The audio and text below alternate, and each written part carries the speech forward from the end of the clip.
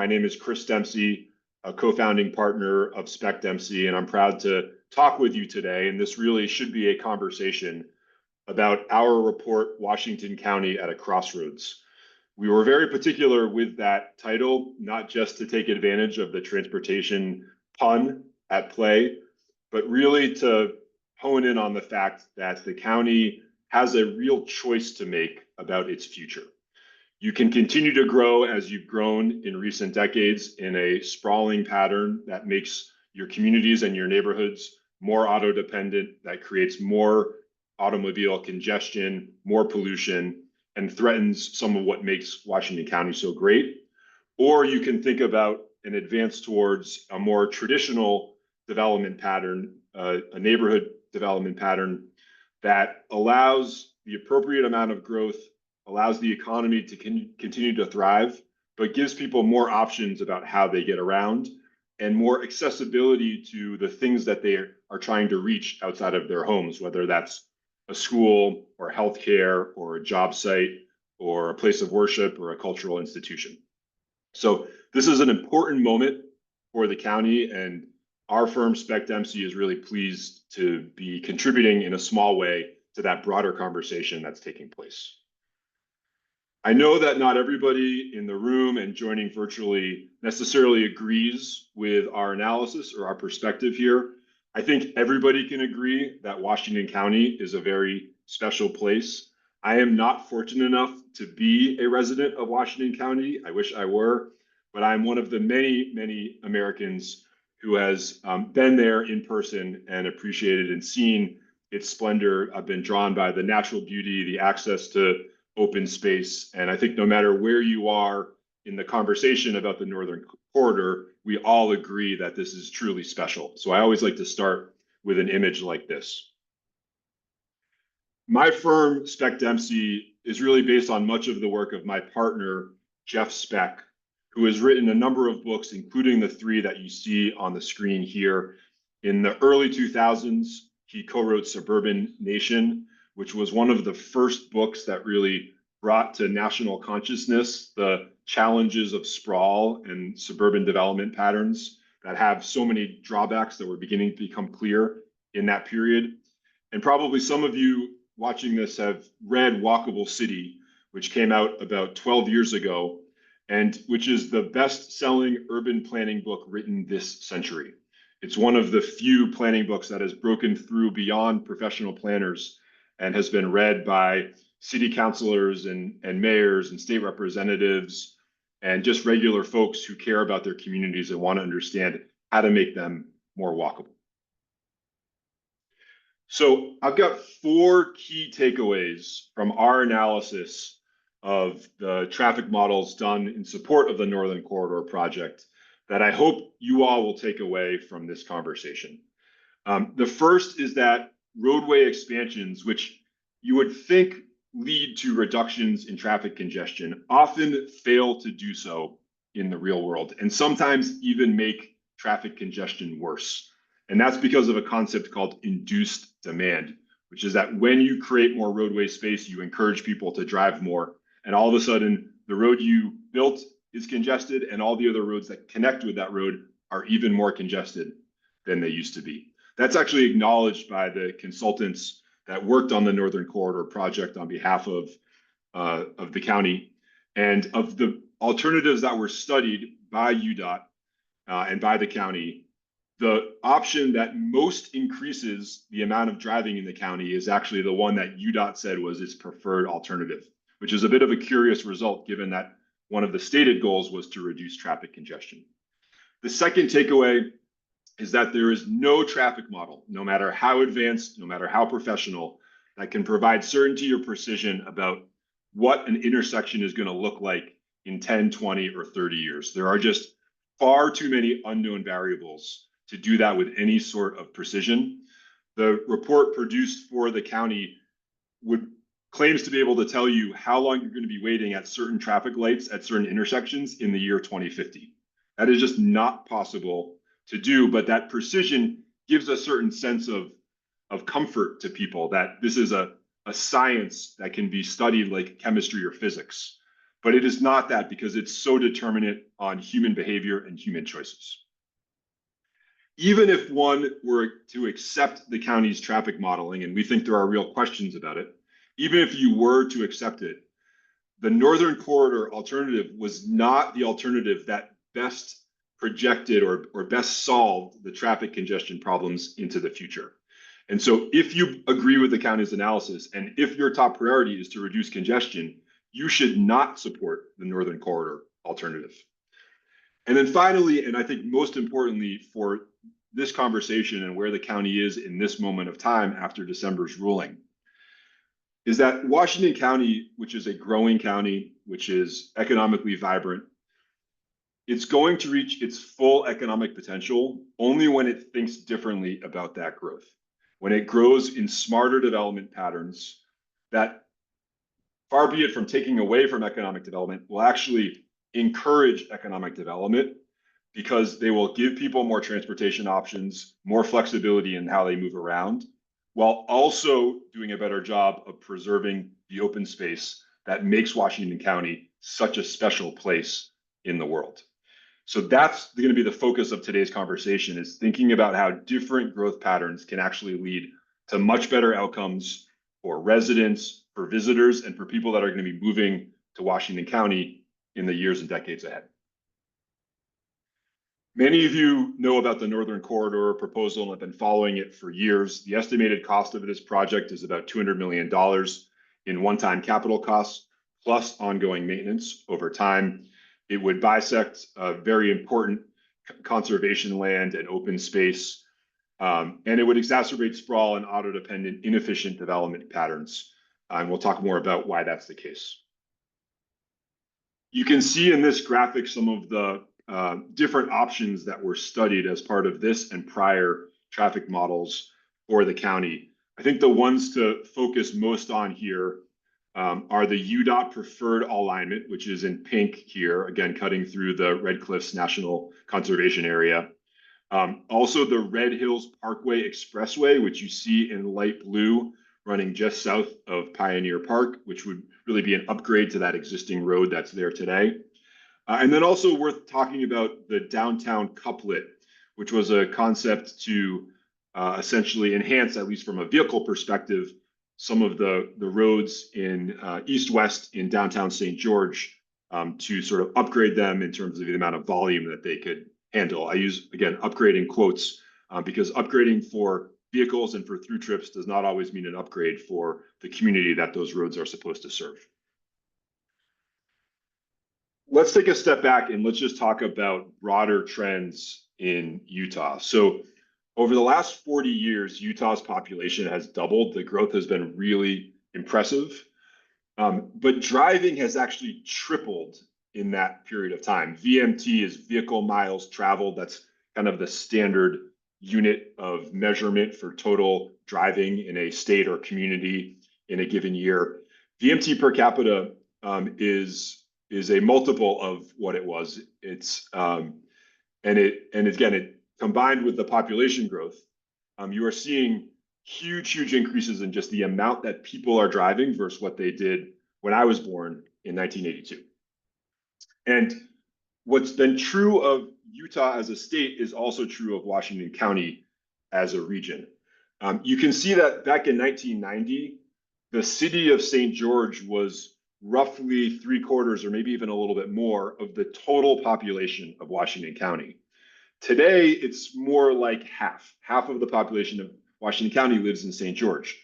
And if you look at the projections that are produced by the MPO, and which we don't necessarily disagree with, you can see that in future decades, St. George might only be 1/3 of the total population of Washington County. So the growth is not happening as much in the city. It's happening much more in the cities, municipalities, towns, unincorporated parts of the county outside of St. George. Interestingly, the MPO is predicting that most of the employment, or at least as a percentage basis, the employment is going to stay in St. George, while the households, the locations of the households, are moving outside of St. George to other parts of the county. And if you think about that, it becomes very clear that what that is going to mean, unless things change, is more driving and more traffic congestion, because you're having more people who are going to live further away from their jobs. And if they're not provided with alternatives in terms of where they live or in terms of how they get around, then they're going to be on roads and creating more congestion. You can see that again on the left side is St. George, the light bar population as a percentage of the county's population declining, but jobs staying basically the same. Whereas look at an alternative community, Hurricane, you see its share of jobs being roughly flat as a percentage of jobs in the county, but the household population growing over time. What happens when you grow in the more suburban, sprawling development patterns that are characteristic of the communities outside of St. George is you have communities like this one, and this is not in Utah, but it's an example that we use nationally and our partner Transportation for America often uses, where you've got a neighborhood of 300 households that might have combined up to maybe even 600 or 700 cars in this neighborhood. And essentially every trip to do anything useful, to go to the grocery store, to drop your kids off at school, to go to church, to go check out a movie, has to happen on this road in red that you see on the right side. It has to be done on this regional road. So hundreds and thousands of trips every day added to this regional road, in part because of the way that this neighborhood has been planned and set up. And you can see that this national example from the prior slide looks very similar to some of the development patterns that Washington County has seen in recent decades. This is actually in the city of St. George. You'll see on the next slide an example outside of St. George, but you can see how, just like in that prior slide, this is a couple hundred households, maybe certainly hundreds of cars, all being concentrated on this one road. Here's another example in Ivins and the Hurricane on the right. Again, more development patterns where you're concentrating, again, almost any trip that people would want to do, even just to go to the store to pick up a gallon of milk, has to be done on this regional road. Now compare that with the more traditional and historic development pattern of downtown St. George. This is kind of the core downtown, maybe a little bit south as well. And you can see here that because of the grid network of the streets, that there's more porosity, there's more choice that people have about what road or what path they take to get to the place that they want to get to. You can also see that because of the mixed use development pattern that occurs in this part of St. George, that things are just closer together. And so there's less driving happening because the distances are shorter between maybe your home and your school, or your home and your place of worship. And that's so true in this example here, that some of these trips can even be done by walking or biking or using micromobility of some kind. So people have lots of options here, and they have to travel less distance. They have more flexibility. They may even be a 1-car household instead of a 2 or 3-car household that they have to be if they were in a more suburban development pattern. And so if you grow like this, you have just as much or more economic growth. We'll talk a little bit more about that, but with less total driving for the community and for the region. We took a look at the projections for the county, which is going to be 250,000 people by 2060, which is a significant increase. I think it's like about a doubling from where the county is today. And if the community were to grow in the more sprawling development pattern that you saw in some of those first slides, versus if it were going to grow with the more traditional pattern of St. George that you just saw on that last slide, the difference between the amount of land that's needed is something like 190 or 200 square miles, which is about the size of Zion National Park. So that's the amount of space that is needed to accommodate the expected number of people in Washington County in 2060 if you grow at a sprawling development pattern versus just the more traditional pattern. The difference between those two is the size of Zion National Park. Okay, let's talk a little bit about the traffic model that was developed by the MPO in conjunction with the county in support of the Northern Corridor proposal. They basically followed a pretty standard industry practice here. So, we took a look, and we didn't see anything that said, they've done this wrong. They made some mathematical error that, was an amateur error. I think the takeaway on this is that they did follow industry standard, but that industry standard does actually a very poor job of predicting and modeling the kinds of communities that we want when we talk about having a place that is walkable, that's diverse, that's accessible, that's a place where people feel welcome. So they took the Dixie travel demand model. This is developed by the MPO. This has large scale projections about where housing is going to occur in the county, where jobs are going to be in the county. And then it has certain assumptions or numbers that flow in that tell you kind of how people are going to be moving across the region. The region's broken up into certain zones. And so you can say, well, there's X number of households in zone A and X number of jobs in zone D. We know some of those people are going to have to make that commute. So we can come up with estimates for what that's going to mean.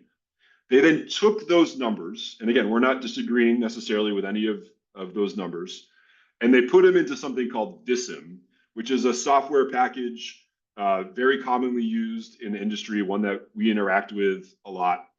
And what that does is it tries to predict the level of service, and we'll talk more about that term, but the level of service of an intersection based on the demand numbers that the earlier traffic model produces.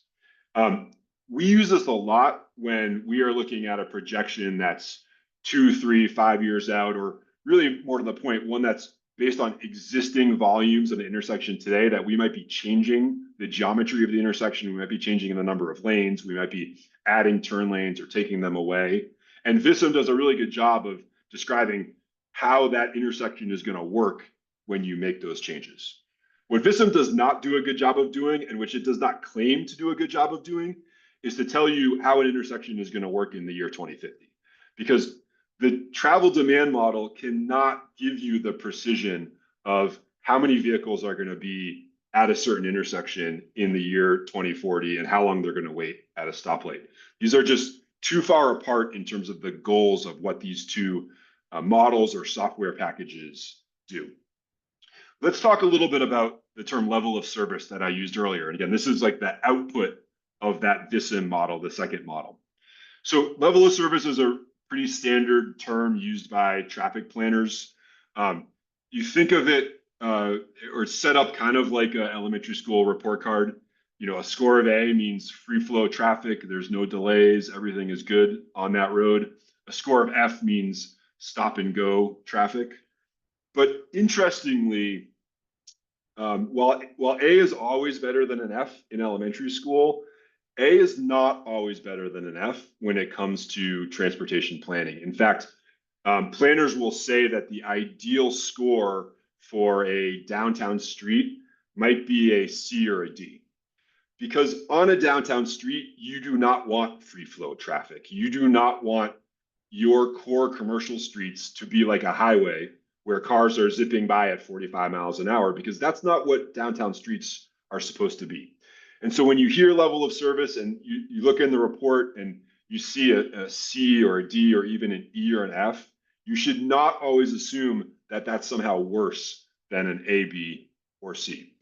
And it goes beyond just how quickly traffic is moving on that street. We need to really think much beyond, if we're going to solve the challenges of our communities in the decades ahead, think much beyond just level of service as a traffic predictor or metric. Because what level of service does not measure is it does not measure the experience of people that are walking or biking or rolling in a wheelchair or in a scooter. It does not even measure the duration of congestion. So it only looks at the most congested times. Even if that is only 30 minutes a day, you might have the rest of the street pretty open for the other 23 and a half hours. It only gives you the worst score. It doesn't talk about the economic benefits of how a street is working. As I said, you don't want level of service A on a successful retail street. You're not going to get good outcomes there. It doesn't talk about the economic costs of building wide and sprawling roads. It doesn't take into account that Every time you add a lane to a street, that's less productive land to be taxable because you don't tax streets. And it doesn't talk about trade-offs that include things like safety. We all know that it's much more comfortable and safer for a pedestrian to cross a 2-lane street instead of a 5-lane street. It doesn't take that into account. It doesn't take into account air pollution. It doesn't take into account heat islands that are created by the expansion of asphalt that makes hot places like Washington County even hotter as they bake in the sun and soak up that heat. It doesn't talk about trees that you might have to cut down to be able to widen a street. So think of level of service as an important tool, but by no means the end all and be all of how you should think about planning your communities. But even if you did think that level of service was the end all and be all, even if that was the only metric that you wanted to use, the traffic analysis done by the MPO and by the county, by their consultant Horrocks, actually says that the Red Hills Parkway Expressway performs better in the VISA model by the level of service metric than UDOT's preferred alternative. And again, this is just a little bit of a head scratcher for us, but the own analysis by the proponents of this project says that a different alternative performs better, again, by this level of service metric. You can see that here on this chart, which is a direct screenshot of the traffic report done by Horrocks. And again, a head scratcher here, but we don't totally understand why all of the investment has been put into the UDOT alternative through the NCA when there are these other alternatives out there that have really had a small percentage of consideration and even conceptual engineering. We know that the Bureau of Land Management put forward the Red Hills Parkway Expressway as a preferred alternative to the UDOT alternative. That's worth a conversation and deserves much more investment from the stakeholders and decision makers in Washington County who are trying to decide where to continue to invest public resources in these potential projects. I want to take a quick step back again, though, because we've gotten to the weeds on traffic engineering and modeling. I want to pull back out for just a second and talk about this concept of induced demand. This is the cycle here you can see on these 4 bullets here, the cycle of what happens when governments add roads and tell you that adding that road is going to solve a congestion problem. They spend public dollars on doing that. Drivers are then drawn to that space, to that new road. They drive more than they were before. Then you get the sprawling development around that new road. So that's creating new people and even more drivers. And all of a sudden you're right back to line number 4 here, which is a congested roadway. When your prior leaders told you that that roadway was going to solve congestion, you're right back into that congested state. And we see this in community after community. Elsewhere in the Mountain West region, you've got a place like Boise, which in the 1990s and 2000s was growing as quickly as Washington County is today. You can see here that just like Washington County, Boise used to be a large share of the metro area, just like St. George was a very large share of the county, and that over time the growth happened outside of that core, and that they tried to expand their roads in response to that. They expanded their roadway capacity more than the population grew. So they expanded their roads by 141%. The population only grew 117%.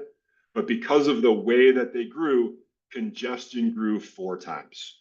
So this is like a definitive slide that growing your roadway capacity without thinking about how you're growing is not the solution to traffic congestion. And again, it's not just Boise. There's other examples here, many of them also from the Mountain West. Cities of somewhat similar size to Washington County, at least they were in the early days of some of these growth charts, where you can see that in many cases they added more freeway miles or their freeway miles grew at a faster rate than their population. But even though that happened, the congestion grew even faster. Okay, so does a world where a future where we're not expanding roads, we're not adding highways to Washington County, does that mean just no action at all? Does that mean that we're just sort of stuck? We can't allow the economy to grow? And of course, the answer to that is no. And Washington County has a great example here in terms of what it has accomplished in water conservation. And I know there's still more work to be done on this question.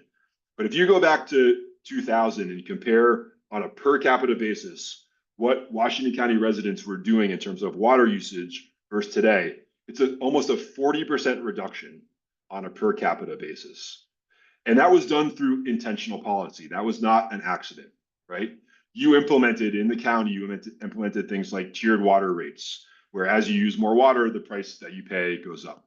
You implemented things like incentives, not necessarily mandates, but incentives to do things like repurpose unnecessary grass and lawns, incentives, and then in some cases requirements for water efficient appliances. And the result of that is, and you'll need to continue to do this, of course, but the result of that is that Washington County is going to maximize its economic potential given a limited resource of water, because you're being smart and efficient, and every day you're getting a little bit smarter and a little bit more efficient about how you use the resources that you have. This is a really tremendous story, and frankly, it's in many ways becoming a national model for growth in places that don't have great access to water. And you need to be thinking about driving and transportation now in the same ways that you were thinking about water 5, 10, and 20 years ago.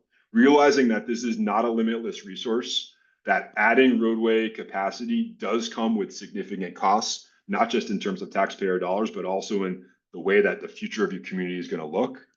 And you need to be thinking about using some of the same tools and new tools for smarter growth that you have used to reduce your water consumption on a per capita basis. And you see some of those tools here.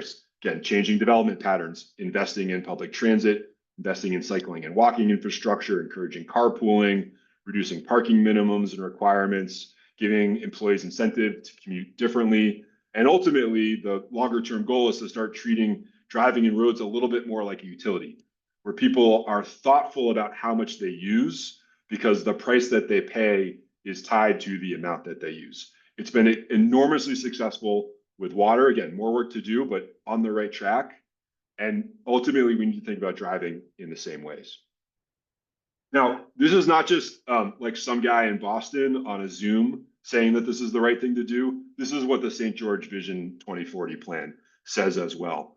That compact downtown land development patterns as they exist today and as they've existed for many decades in the past. This is the traditional way that Washington County grew up until maybe 20 or 30 years ago, that they're land efficient and water efficient compared to many other neighborhoods. This was focused on St. George, but it's especially true of neighborhoods in the county outside of St. George. And so looking to do infill growth, to have appropriate gentle density within that core, to expand the core where possible, but using those traditional development patterns is going to be a way to create great neighborhoods, land efficient, water efficient neighborhoods, and places that can really economically thrive. So I'm not going to go through these again, but I just have this slide here in case we want to refer back to it. The key takeaways from today's presentation. I hope that what I promised in that slide early on, you had a chance to see in today's presentation. And I just want to end with this slide, which are some great images of spaces in Washington County that, and in many cases, roads that were used a little bit differently and thought of differently, and just how wonderful these community moments are when you think differently about road space and public space. What our firm is all about, and what I think many of you listening really care about, is designing and building places for people, not just places for cars. And when you think about designing places for people, you can get all the things that you want in terms of growth, in terms of economic efficiency, land efficiency, water efficiency, sustainability, and you can preserve these really important public spaces that you all cherish and which are a reason to live and to visit Washington County, but also have the economic growth that you want as well. So thanks so much for listening to that presentation and being part of this. And I very much look forward to questions and to the conversation that we're going to have with our remaining time. Thank you. Thank you so much, Fred.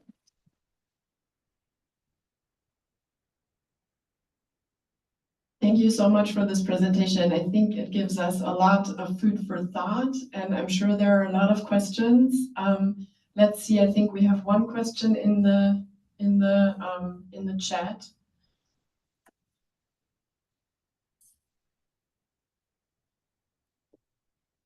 So this is pertaining to maybe I just read it aloud. So the question is, everything about the corridor proposal mentions solving the traffic problem, but I can't find where the idea that there is a problem came from in the first place. Was there a traffic study? It seems that the Northern Corridor is intended to drive traffic to TLNA lands and not to alleviate traffic. So some of this is of course hypothetical, but this is refers to the traffic studies. Maybe you can talk, a little bit more about that. Yeah, Jake, thank you for that question. So, we are curious about why some in the county are so fixated on that particular alignment versus other options that, again, their own studies claim will actually reduce traffic more. And that's going to continue to be, I think, a question that will be raised. But let's talk about this idea of whether there's congestion at all. So I will say that the data that we have from the traffic study and the claims or statements about traffic congestion, when you look at the data, the amount of delay that drivers are experiencing, people in communities like Boston, New York, Los Angeles, Denver would love to have that amount of congestion in their communities. We sort of chuckled a little bit when we saw, some of the delay of a few minutes on someone's 28-minute commute becoming a 30-minute commute, or a 15-minute commute becoming a 17-minute commute. I would make the case not a reason to totally change the way your community works and to use conservation land just for that benefit. But I do think, look, everybody hates traffic congestion no matter where they are. And my sense of voters and members of the public in the region, especially for folks that have lived in the county for a long time, is that 20 or 30 years ago, there was just no traffic congestion at all. I mean, you never sat in traffic congestion, you never had any delay. And because the county has grown and because the county has grown in these land inefficient ways, all of a sudden people are experiencing it for the first time. And that's a little bit of a shock. And it feels like a big change versus what people have known for much of their lives. And so I don't want to diminish that because I think it's a powerful political force. And people everywhere are frustrated by that traffic congestion. But I do think it is worth questioning whether a couple of minutes on a commute is worth doing things like spending $200 million of taxpayer money to go across conservation land. Thank you. Okay, we have a few questions in the room. So what would you expect? One of the reasons why I see that we have congestion is because we become more of a regional access point. So we have the regional airport, the regional hospital, the university. How do you solve that? It's got to be somewhere. Okay, so the question is, were you able to hear? I heard most of it, but if you would repeat it, Judith, that would be helpful. Thank you. Yeah, the question is referring to us as a regional access point and, referring to being a hub with airports, hospitals, and things like that. And how do you approach that? Yeah. So it's a great question. And the examples that I heard were exactly the airport, the hospital, maybe even the university. But let's focus on the airport and the hospital as examples of that. Transportation planners love places like that because they have a density of jobs and activity that are often the kind of place that can be served very well by transit. And I want to be very clear, we would not expect necessarily that the person who is flying into the regional airport on a private jet to go have a weekend in Zion National Park is going to get on a local or regional bus to make that trip. But the person that's doing the baggage handling might be willing to do that. Or the person that is doing the check-in at the gate might be willing to get on that bus, right? So this is not about getting everybody that's going to the airport out of a car and into a bus. It's getting a decent share of those people to do that. And airports and hospitals are great places for that kind of service because, again, it's a lot of jobs in actually what's a pretty small area. So that would be the kind of solution that we would talk about is, can we look at better regional transit service creating more major, reliable, frequent bus lines that connect the airport to where people are living, so that that gate agent or that baggage handler has a way to get to the airport that doesn't involve driving. Thank you. What towns and communities have had some success implementing strategies like these? Okay, the question, that's a great question, thank you. The question is, what towns and communities have had success implementing the sort of strategies that you're proposing? This is a really interesting question, because almost anywhere you go in the country, you ask people like, how is their transportation system? And they say, it's really bad. We don't like it. You know, some other place does it better than us, right? So I'm always really reluctant to say, like, Boulder, Colorado does this well. And then you talk to someone from Boulder and they're like, I got potholes in my road and the bus never shows up on time. Like, we're a terrible model, right? So I don't want to name like one place, but there are examples of cities that have done infill development and places that have built new neighborhoods that have that traditional form around the country. Our firm has been involved in many of them. They often do actually thrive and work well in places that have a lot of natural splendor. So an example I would look at is Rosemary Beach in Florida, which is right on the Gulf of Mexico, in a beautiful part of the country that people are attracted to for vacations, but people also want to live there. People want to retire there. Washington County, you know, is just like that. And there you've got a community where you've got walkable places. It's home to thousands of people, and they're not getting in their car for every single trip in the way that they would in a more sprawling part of Florida. Thank you. Okay, we have a couple of questions in the chat. Oh, okay, so we have one question here that is there some recommended distance to walk to a bus stop? So it's a great question. Transit planners in general would like the walk to be about a quarter mile or less, but that is highly, highly dependent on the four things that make a walk viable, which is that it's useful, safe, interesting, and comfortable. And those factors vary dramatically depending on where you are and the urban development patterns of your community. So a quarter mile walk in February in St. George is a very different thing than a quarter mile walk in August. I understand that, right? So a rough number is a quarter mile, but how that walk works or the kind of place it's passing, again, it matters. You need to have, as much as possible, you want to have street trees and shade. You want to have calm traffic. It's much more comfortable to walk along a calm road than a busy road with quickly speeding vehicles. You want to have shorter distances for crosswalks. It's much more comfortable and safer to, as I said earlier, to walk across a 2-lane street than a 5-lane street. And so if you want to encourage a place that's walkable, you got to think that the development patterns that I'm encouraging you to think about today are great for reducing traffic. They're also great for increasing walkability at the same time. Those two things are complementary and they go hand in hand. Okay, we'll we have one more question in the chat, and then we'll get back to room questions. So this question is, 2 days ago, Commissioner Adam Snow was on the local radio show lambasting the BLM preferred alternative. With it only fleshed out 10%, how do we respond to his comment that it's not feasible because of the traffic pinch point on the north end of the I-15 connections?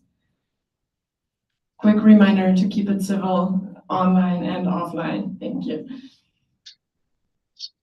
So I mean, I think there's a few things going on in that statement, and one of them is that I'm familiar with the fact that a good way to win votes in Utah is to bash the federal government on occasion. That's true in Massachusetts too, by the way. But you know, it's a nice thing to be able to say, you know, we're right, and what the decisions that are coming out of Washington D.C. are wrong.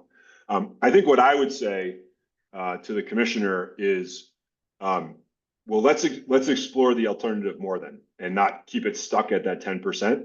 If you're going to continue to invest public resources in expanding roadway capacity to try to solve this congestion problem, again, we would say that this won't necessarily work at all. But if you believe that roadway expansion is the way to solve congestion, then taxpayers deserve to have that alternative investigated further, rather than just saying, well, we've only explored it 10% and we're going to give up there and keep focusing on the UDOT alternative. Okay, thanks. All right, let's see. We had a couple of questions in the room. Alicia. Yeah, so just bringing up the downtown St. George, the grid of that made me look at things so new, because yeah, all the new neighborhoods are in that congestion. So all just the roads that go through the neighborhood, and then one out. My mom's neighborhood being one. She bought her house 2 years ago, and the road was far less crazy. Like now I sleep there, and it's like a highway going by. So my question along that is, how do developers who are building these neighborhoods in the extended areas outside St. George, how do they hear this kind of a presentation so that they know about this? And then how can someone like myself, who just lives here, who's now at this meeting, educate and share with the people, the developers who need to know this? What can I do to get them to know this kind of thing so they can start to focus on a grid rather than the congestion? Yeah, thank you. That's a really good question. Let me try to summarize it. So it's pertaining to the grid patterns and the land use patterns that contribute to exacerbating traffic, as you talked about. So one question is, how can we work with developers, better? And then the other question is, what can we as advocates and as community members do to promote the kind of work that you're proposing? Is that kind of, yeah, okay. So it's a fantastic question, and I heard in the early part of that question the example of I think the question asker mentioned her mom, where her mom lives, and all of the traffic being funneled to one road, just like we showed in those images. And so I'm glad that resonated, at least with that person, and I hope with others in the room as well. So to some extent, development is, a result of the private sector and the market just deciding, okay, there's a need for more housing. We can make money by developing this land, and that's fine. But really, any development requires public approval of some kinds, and it depends on whether you're doing it, in a municipality versus an unincorporated part of the county. But the public sector has a real role in shaping that growth and deciding ultimately what gets built. The exact process or structure there is going to depend on exactly where that growth is planned or proposed. But in many communities, it will be a planning board or a zoning board, or at the county level, it might be the county commissioners that are approving a development. And that's who I would go to start.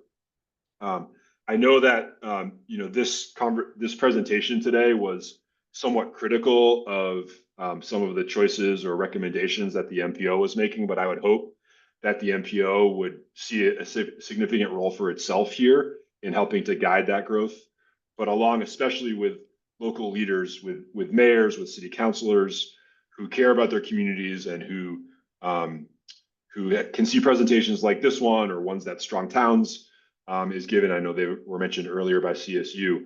But it's going to be that local control that is often going to give you that leverage over development. And I want to be very clear here that this is not about saying no to growth, because the county is growing quickly. If you want to keep housing prices in the county somewhat reasonable and accessible, I know there's been a huge run up in the last decade, you're going to have to continue to build housing. In no way do I want this presentation to be seen as a discouragement to the creation of new housing.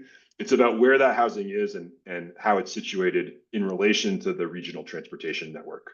And that's where that local and county control can come in. So I would strongly encourage you to start attending planning board or zoning board meetings. Follow that, maybe put your name forward yourself to be appointed to one of those positions so that you have a say when you're talking to city councilors who are running for re-election or running for the first time. Ask them what they think about this. Ask them what their perspective is. And that's how you're going to start to create some momentum for change and people to think differently. And you will see the development community respond. Not every developer necessarily wants to build in a more traditional grid development pattern, but they will certainly respond to the incentives that the public sector is putting forward for them if you're able to do that. So rad, thermal grids. Yeah. Great, thank you. So, okay, we have one more question here. Could you talk, I feel like when like suburban, like sprawly communities, I'll say rural and sprawly, like I feel like bus implementation so that it's a way that it's actually like used and effective and pleasant. It's easy to say buses, but when you're like talking about like coming to the hospital from like nebulous hinterlands, it's like, I don't know. What I'm saying make sense? It's like I see it working in like Aspen or Boston, but I think the question is, how can we make transit work? yeah. If I summarize that correctly. So yeah, Relatively sprawling already. Yeah. I think I heard the question. It's a great question, and it's really an insightful comment.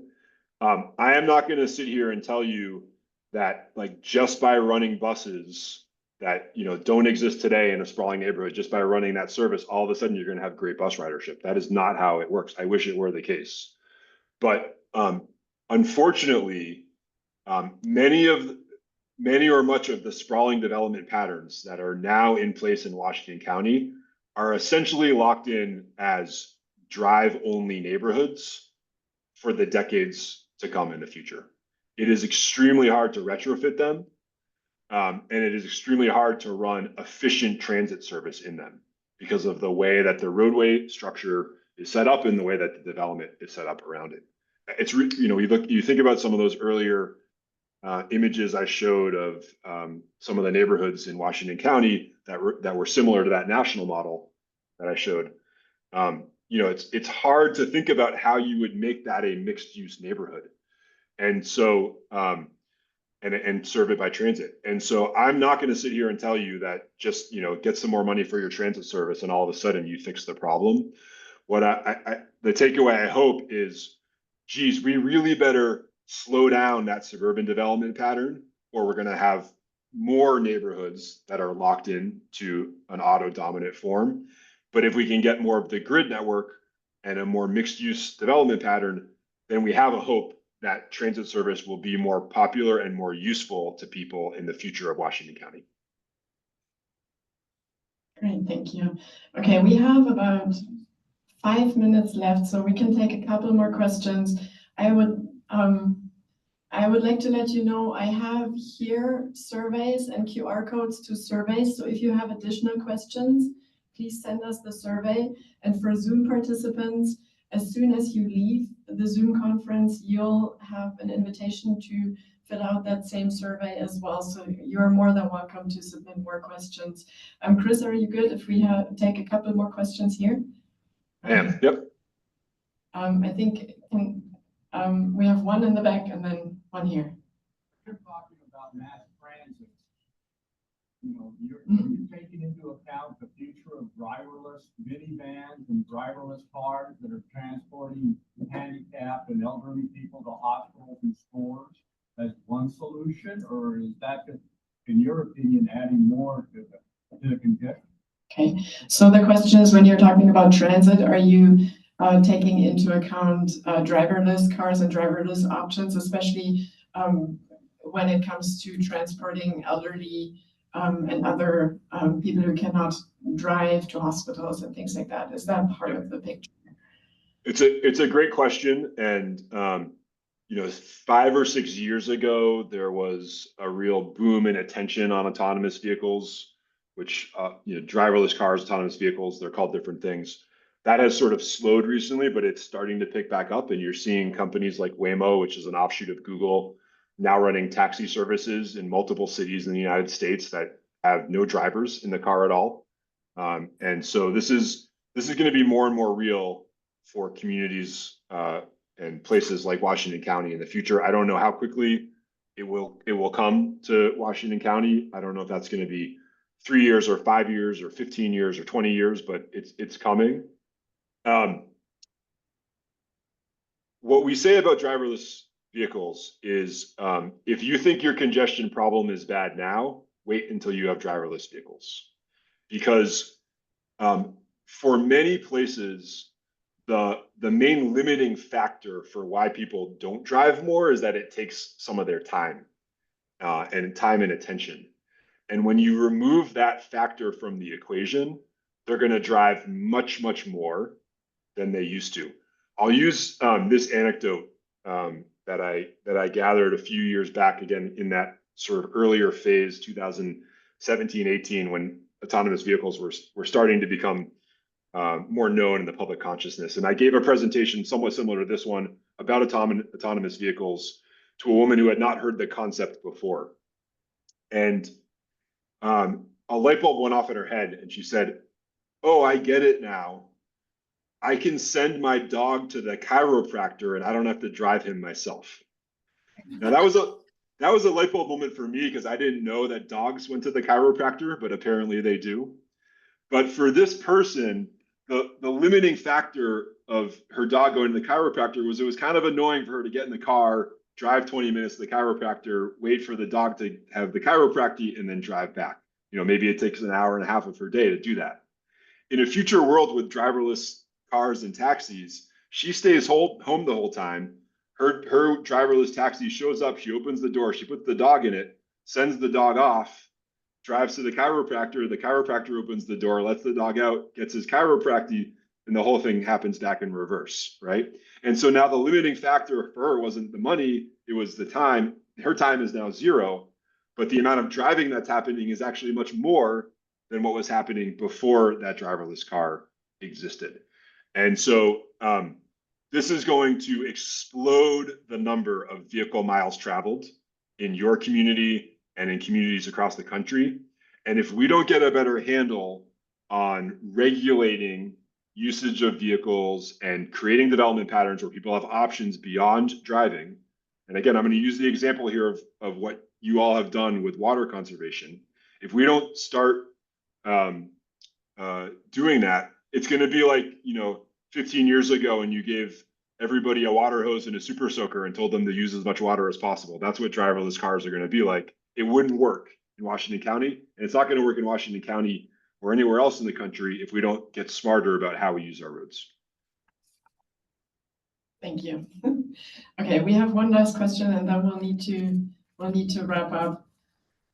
I was wondering if there are any communities in Utah that have used Speck Dempsey, and if so, where those are, so we have kind of an idea and or a model to look towards, so we have something we can have a future-oriented visual on, so we have an idea. That's great. Yes, the question is whether there's a community in Utah that you're working with, anywhere that we can look towards as a model to follow. Yeah, thank you for that question. And I should have mentioned earlier in the presentation that Speck Dempsey is really proud of our work and track record in Utah. My partner, Jeff Speck, is actually getting on a plane tomorrow to go to Utah again. He's going to go skiing over the weekend and then visit our client in Utah City, which is the development that's occurring in Vineyard, Utah, south of Salt Lake City. And that will be a mixed-use development. It will include a location of the Huntsman Medical Center and Cancer Treatment Center. And look, I appreciate that that's a more populous part of the state. This development, Utah City, has access to commuter rail service, which doesn't exist in Washington County. So I'm not going to claim that's an exact analogy, but we're very familiar with Utah. Again, we're very proud of the track record there, the relationships that we have there. And we would encourage you to read more about Utah City and the planned development there, and hope that that kind of thinking and that kind of growth, even if at a smaller scale, might be the right thing to bring to Washington County. Great. Thank you so much, Chris. I will wrap this up here now for all of our Zoom participants. Thank you, Chris, so much again for your presentation. and all of you for your questions. I really appreciate your insights. I think they're very helpful, and I have a feeling they will spark more conversation here in the room now. Again, for everybody whose questions could not be solved, please, take advantage of the survey and send them to us. And then again, also, we will be working with the Desert Livability team on some of these issues and learning more about these topics as well. So please sign up for our updates and meetings, and we will invite you to our next roundtable. And then lastly, a couple of things I would like to mention. Conserve Southwest Utah has 2 events coming up in the next few weeks that I would like to invite you all to. One is next week, January 30th at Mountain View Montessori.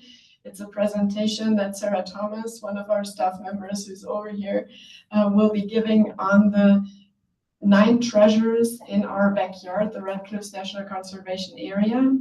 And then another event coming up is a presentation by Peter Anning, Securing Our Water Future. That will be on February 13th. If you're sign up for our newsletter, you will get all this information. I would like to close with a heartfelt thank you to everyone. But before I do that, I want to see, Chris, are there any things that you would like to mention or send our way in closing? Very much appreciate the opportunity to talk with you all. Thank you for your engagement and your great questions and comments. There were 1 or 2 questions that we didn't get to, and I'm glad to follow up via email with those folks, and hope that this is a meaningful contribution to the important conversation that you're having, and look forward to future partnership with everyone in the room and online and others who are not able to make it in the months and years ahead. Thank you. Great, thank you so much. And thanks again to all of you being here, to Conserve Southwest Utah supporters, volunteers. I didn't mention earlier, my Desert Livability team is here as well. Thank you so much for your help, staff. And you are more than welcome to stick around and mingle until 5 and discuss more questions. Thank you. Thanks, Chris, so much. Have a great evening. Thank you. You too.